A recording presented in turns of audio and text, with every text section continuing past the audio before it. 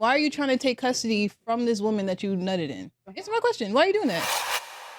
That's the question, fellas. That is the entire room in one sentence. A man says one honest thing about his kid's mother, and somehow he's the one on trial. Not her, him. I watched this whole panel back, and by the end, I figured out something that nobody in that room wanted to admit. Not one of them could actually argue with what 50 said. So they argue with how he said it instead. Let me show you exactly what it happens. They feel like it's special because this is my son's mom in the actual day. But we haven't had any intimacy for 12 years.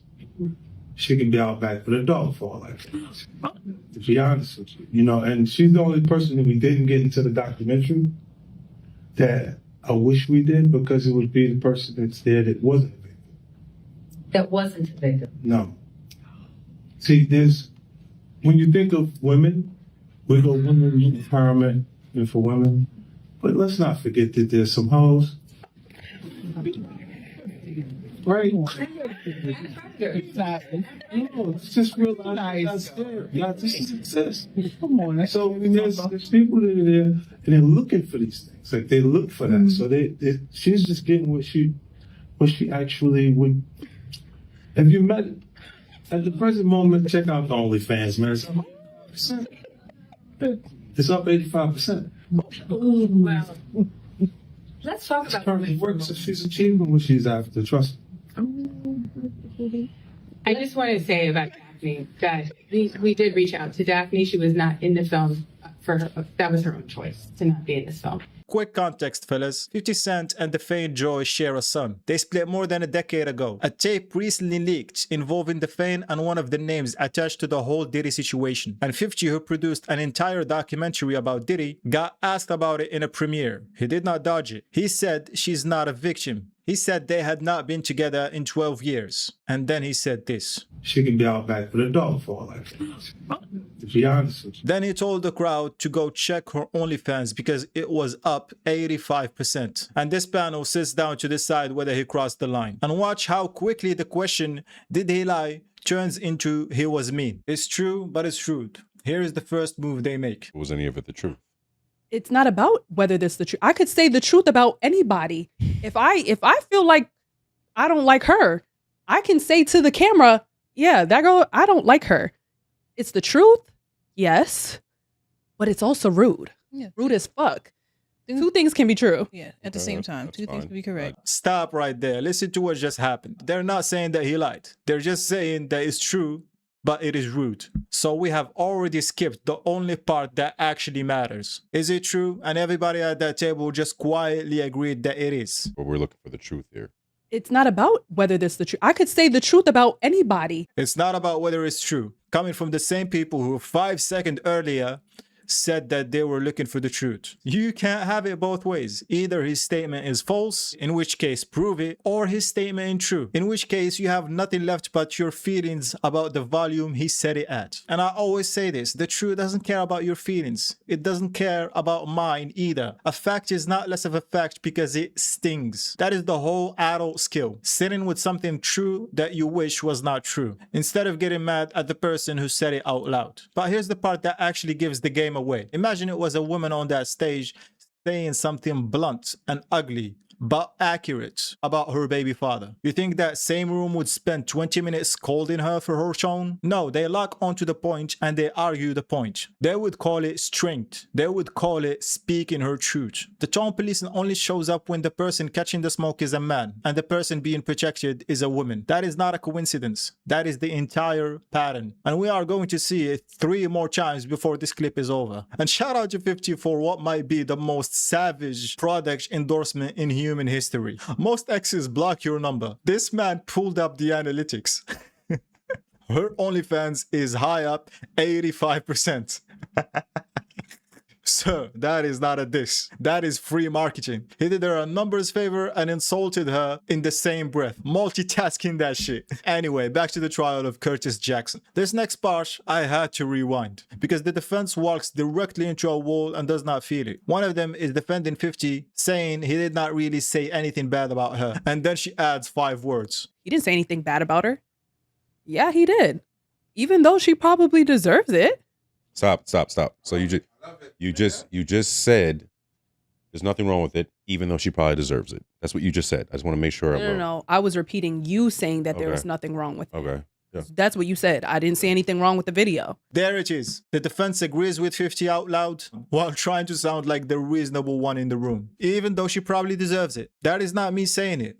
That is not 50 saying it. That is her own side letting the truth slip out while performing the high road. And that's exactly why I kept laughing throughout this part. Because even the people guarding her can't even keep the act up for a full sentence. The honest reaction keeps leaking through the polite one. So my question for the whole panel is simple. If even her defenders think she probably deserves it, who exactly are we all pretending 50 lied to? And I want to add something the panel never even considered. Think about who's talking here. This is 50 Cent, a man with money, a media empire, a brand worth protecting. Men in his position do not torch the mother of their own child in public for a laugh. There is no upside. The headline alone is a liability. So when a man with everything to lose stands on stage and eats that reputation hit anyway, that should tell you something. He is not doing it because it's fun. He's doing it because he believes that it's true. And he has decided that the truth is worth the heat. People do not put their name on a lie that costs them. So now we've got two things pointing the exact same way. His own opposition admitting that she probably deserves it, and 50 risking his own image to say it. And the room is still asking if maybe he made it up. Okay, now they bring out their best shot. And I want to be totally fair because this is the strongest thing the other side says all day. So I feel like it's just unfair for him to do that. Why? Considering the fact that he also has a past. Was 50 Cent not a criminal at one point?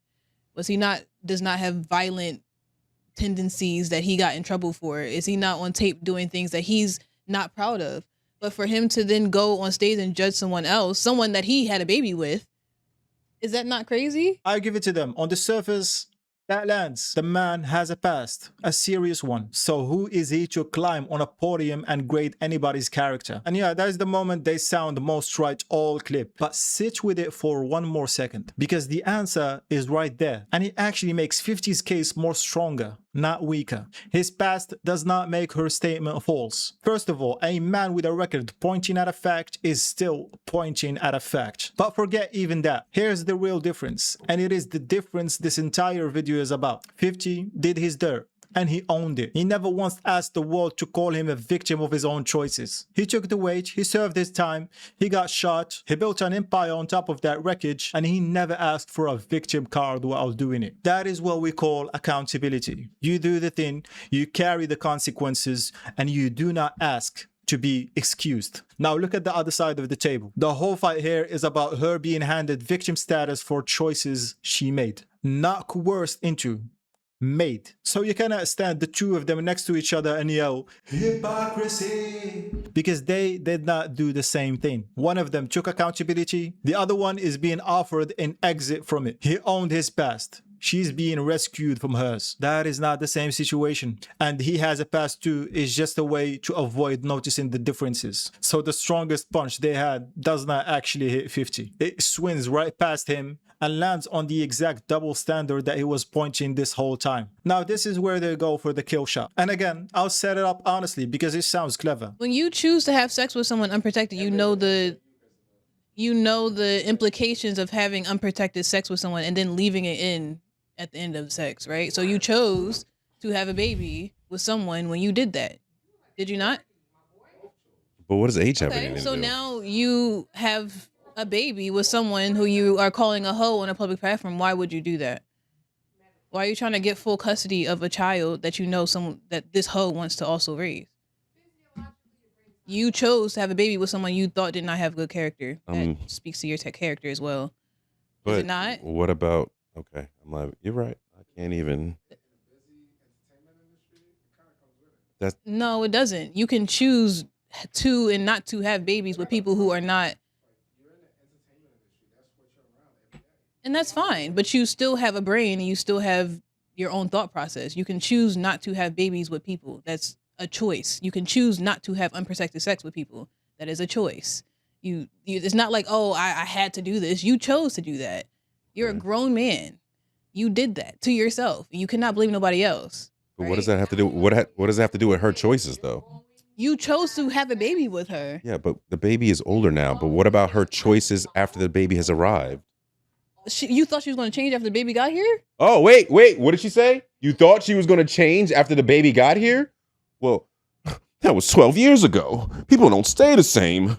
People grow. You're not the same person I knew from 12 years ago. The logic is, if she's so terrible, then what does it say about him that he picked her, had a child with her, and now wants that child? They are trying to flip him into the unstable one, the petty ex, the villain. I have two problems with it. First, the custody point does the opposite of what they think it does. A father who looks at the situation of his son and decides he wants that boy with him is not being vindictive. That is a man trying to get his kid out of an environment he thinks is bad for him. And let's be real about the environment, because the panel keeps tiptoeing past it. We are talking about active adult content tied to the mother of a boy that's 13-year-old that's about to walk into high school. A dad pushing to protect his son from the fallout of that is not the bad guy in this story. That is the bare minimum of what a responsible parent does. They framed his custody fight like it's proof he is bitter. To me, it is proof that he's the one that's actually thinking about the kid. Second, you choose her 12 years ago.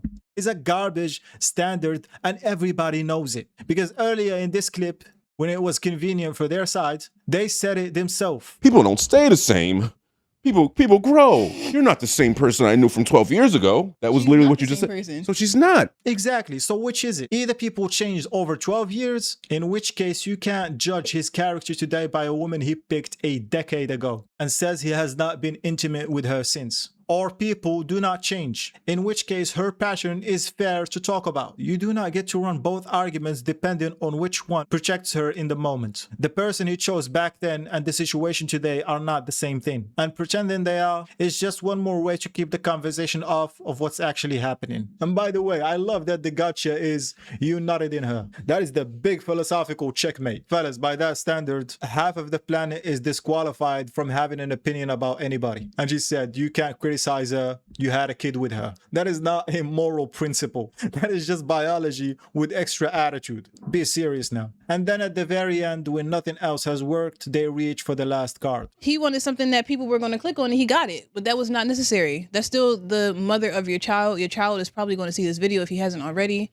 This is going to affect So you're worried about this video and not the sex tape. Now they care about the kid. At the very end, after defending his mother for 20 straight minutes. And I want you fellas to catch the timing, because the timing is the whole tell. Sire being the one who actually gets hurt here. That was 50's point from day one. His exact words were, she's not the victim, Sire is. The boy was the center of his argument before this panel ever sat down. So watch what just happened. The room ignored the kid the entire clip while they defended the mother, and only picked him up at the buzzer once he became a useful thing to swing at 50 with. If that child was really the priority, he would have been the priority from the first sentence. But he was not. He was the closing argument. And that exposes what the outrage was actually about this whole time. It was never really about protecting the child. It was about protecting the mom. And Sire was just the most sympathetic weapon left in the drawer when the real arguments ran out. And here's the uncomfortable part nobody at that table wanted to say. The thing that follows that kid into school. The thing his classmates can pull up on the phone. That did not come from 50 saying it out loud. It was already there. The choices came first. Being honest about how a child ended up in that position is not what damages him. The position damaged him. You can be mad at the man describing the fire if you want, but the fire was lit by somebody else. You want to know how I am so sure that this was never about decency? Run the tape backwards in your head. Put a woman on that stage saying something just as cold and just as accurate about the man who fathered her kid. That room does not spend 1 minute on her tone. They lock onto the point and they ride for her. The lecture about discernment and reading the room only ever comes out when the blunt one is a man